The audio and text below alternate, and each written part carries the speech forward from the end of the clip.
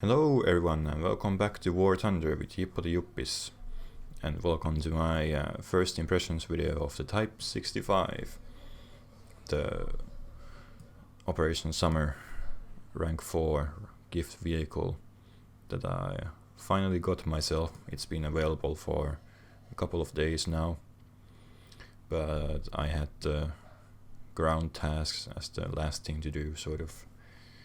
And oh boy, were those last ones like a bother. Like I just kept losing and losing every game, but then I got some better ones and I finally got my Type 65, so here it is. It's a rank 3 AA vehicle for the Soviets. The real life story of this vehicle is a bit mystery. The hull is of course T-34, made in Soviet Union, I think. The guns are Chinese made, but it's not clear as to who put this all together. Like, it might have been the Chinese who built this vehicle, or it might have been the Vietnamese. But nevertheless, this vehicle ended up in the Vietnam War, and at least one of them fell into the hands of the South Vietnamese and then to the US. So yeah. This vehicle did exist like this, but it's just not known for certain who put it all together. But yeah, here in War Thunder, it's in the Soviet tech tree over here. It's a bit of a letdown that it's not rank 4 and it's rank 3, so you cannot use it to research rank 5 tanks. Well, I have plenty of rank 4 vehicles to still research, as you can see, but anyway. So where to begin? Well, let's go through the stats. So we have two 37mm Type 65 cannons as armament. The Type 65 is basically the same as the Soviet 61K. I think that's the name of the 37mm. Yeah, so those two are basically the same gun. We got 390 rounds for these two guns, so that's not so much when you consider that the rate of fire is 160 shots per minute per gun. So that's 320 shots in a minute with both of the guns firing. So you have a bit more than a minute of firing, so you have to save your ammo to a certain extent. Turret rotation speed is 44.5 degrees, so that's pretty nice. Probably might be higher with better trained crew, because the qualification costs for this vehicle is quite whopping 400,000 silver lions, so I haven't gotten that yet myself. The training cost was quite cheap. It was like 10,000 silver lions, so you can train this to like pretty much any of your crews if you have to need to, but then the qualification is really expensive, so that you have to think of more thoroughly. Gun depression and elevation, it's -5 for depression, so that's not so great, especially when you consider this thing is so tall. So and 85 degrees for elevation, so you cannot fire directly above yourself, so that might be a bit of a nuisance in some extreme situations, but anyway. Rate of fire is 1.3 seconds, so yeah, it's basically fires all the time. Hull armor is the typical T-34 pretty much. This machine gun port here, the machine gun has been taken out. Well, not that you could use it with T-34s, well, anyway, usually.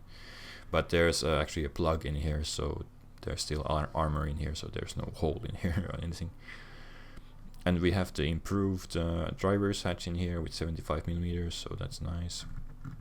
We got some boxes in here on the side, but it's only 4mm of extra armor, so it doesn't really help much. Got this tiny slide here to protect the rotation mechanism, or where the turret is joined to the hull. What's it called again? Anyway. But the turret armor is only 50 millimeters all around, and so you can be penetrated by heavy machine gun fire. And of course, here in the front you have big gaps here for the sights where you can just shoot through with, well, any machine gun.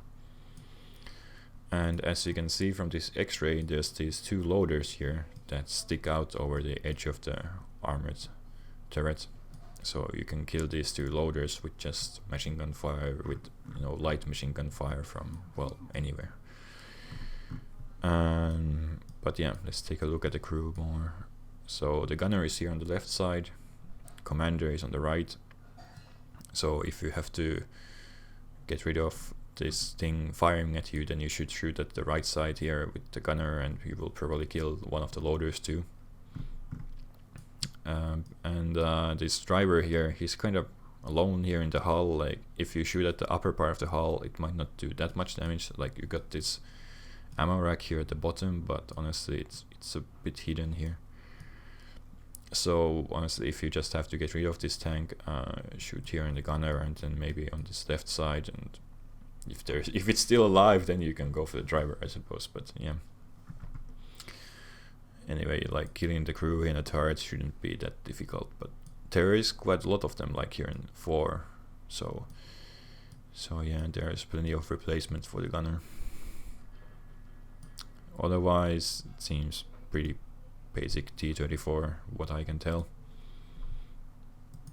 So some other stats: mass is 25 tons, engine power is 500 horsepower, max speed is 55 kilometers. But I've driven this thing a bit so far. This Type 65 is pretty speedy and agile. That's quite nice. Let's compare the T-34-85.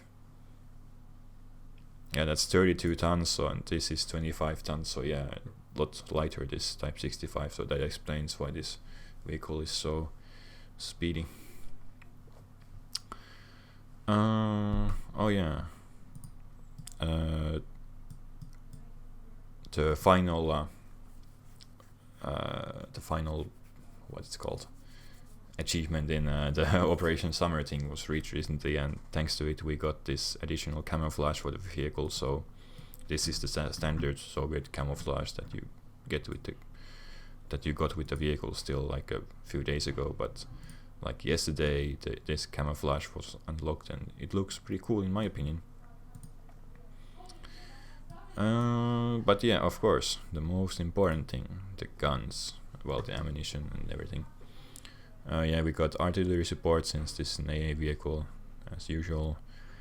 And the ammo belts we got in default, which is armor piercing and high explosive, one after the other. High explosive only, then armor piercing only.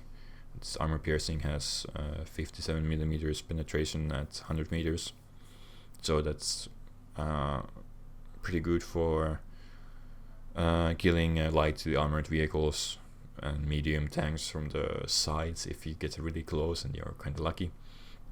But then we got the most interesting belt here, the BR-167P, which has one HVAP round and then 2 high explosive ones, so that's quite interesting mix there.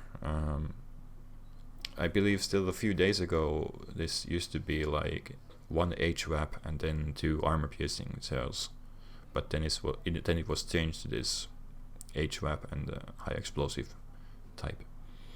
But anyway, you got 95 millimeters of penetration at 100 meters, and while 102 at 10 meters. So if you really get up close to your enemies, you can penetrate quite well with this HVAP shell, like Shermans from the front, Panzer IVs from the front, T-34s. Well, if you somehow face those, you can penetrate their hull at certain points, or turret if it's the older type of T-34.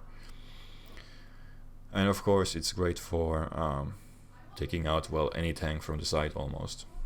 But it's a bit of a problem that you've got those high explosive shells there, because, well, they don't do anything to any kind of armored target. So, well, let's go test the ammo belts in a test drive.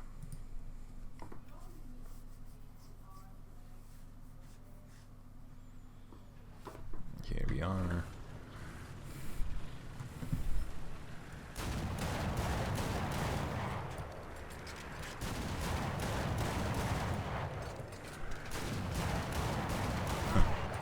Got one hit already.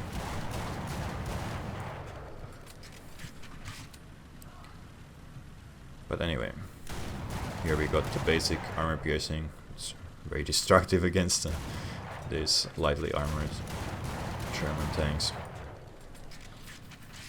This is more effective than the HVAP, since this is only armor piercing.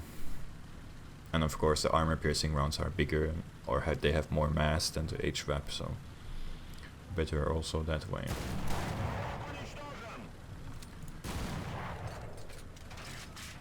But yeah, now when we get close enough, let's try out the HVAP. It's pretty nice. Like, this thing doesn't shake all that much when you shoot. Like some of the other AA vehicles, they like just jiggle around so much when you try to shoot with them. So here we have Panther D from up front.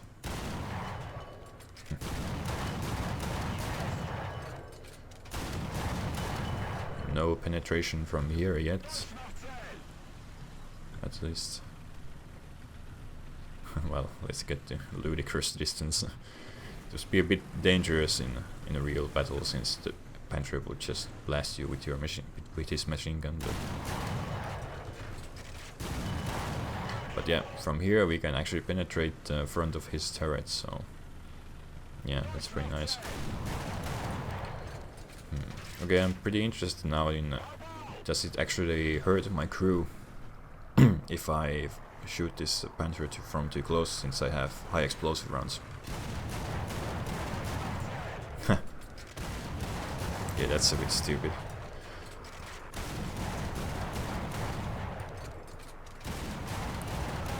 Like, there's high explosive rounds exploding like right in front of my face, but my crew isn't taking any damage, so yeah, that's not very realistic. Like, these two loaders here, they should be like Swiss cheese right about now.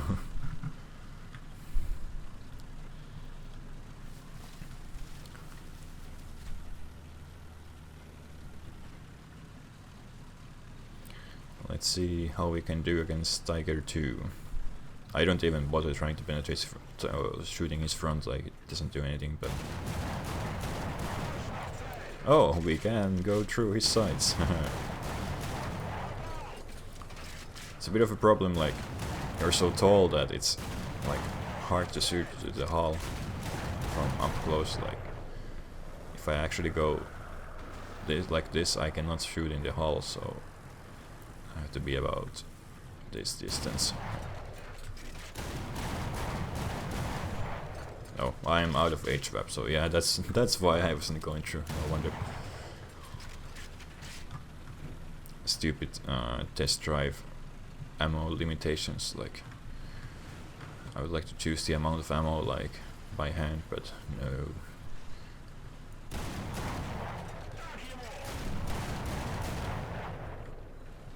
But yeah, if you probably noticed that this thing like chews up ammo really quick, so yeah, if you start shooting at air targets, then you have to sort of keep track at your ammo count, so that you won't run out of ammo in case some tank comes bully you.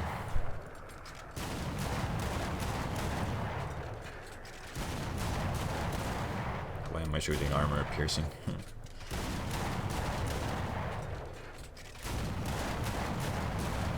Okay, this thing shakes a bit, but not too much.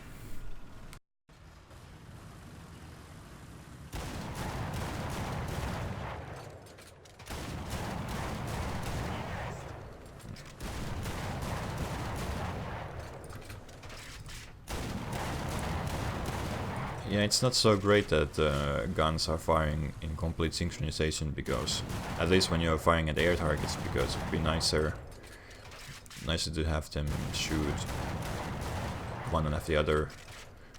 Whoa, that was a hit, but he's still flying. Of course, normally in realistic battle you don't get this target tracker, so.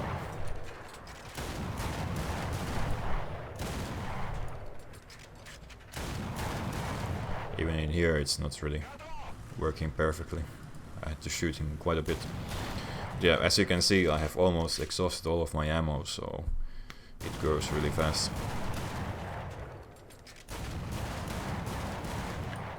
Yeah, well, yeah, that's all of the ammo, so yeah, you really have to be careful with your ammo expenditure. Since this is an AA vehicle, I don't think I will be taking this to a real, or I'll try to get footage from this in battles, because that will take a really long time, because I don't want to like spawn with the AA vehicle as the first vehicle in the game, and then to get the proper footage it would take like too many days, and then after that the event is over. So yeah, I want to get this video out as quickly as possible, so I think this will be it. So thanks for watching, and I'll see you on the next one.